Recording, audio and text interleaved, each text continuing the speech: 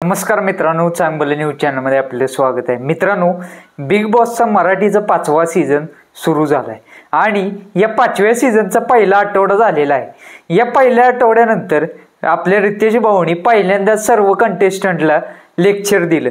तर काय झालं कालच्या एपिसोडमध्ये ते पाहूयात। भाऊच्या धक्क्यावर रितेश देशमुख यांनी निकीची चांगली शाळा घेतल्याचं पाहायला मिळालं।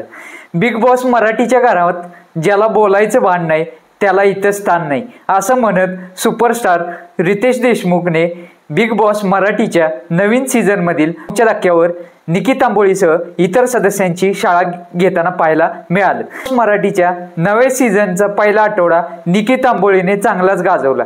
बिग बॉस मराठीच्या घराला कंट्रोल करताना निकी दिसून आली। आपल्या हिमतीने आणि डोक्याने तिने अनेक गोष्टी केल्या, पण मुद्दा बरोबर असला तरी तिची भाषा चुकीची होती। त्याच्या भाऊच्या धक्क्यावर तिचा माज हा काल उतरवलेला आहे। निकी तांबोळी बिग बॉस मराठीच्या घरात अभिनेत्री वर्षा उसगावकरांचा अनादर करताना दिसून आली। त्यामुळे रितेश भाऊ निकीची चांगली शाळा काल घेतलेली आहे। देशमुख निकीला म्हणाले, वर्षाताईंसोबत तुम्ही ज्या भाषेत बोलला ती भाषा मी खपवून घेणार आहे। त्यांचं कर्तृत्व काम त्यांचा रिस्पेक्ट झालाच पाहिजे।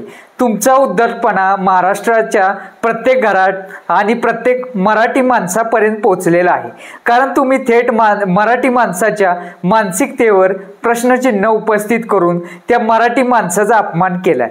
रितेश पुढे म्हणाले, बिग बॉस मराठीच्या घरामध्ये ज्याला बोलायचं भान नाही त्याला इथं स्थान नाही।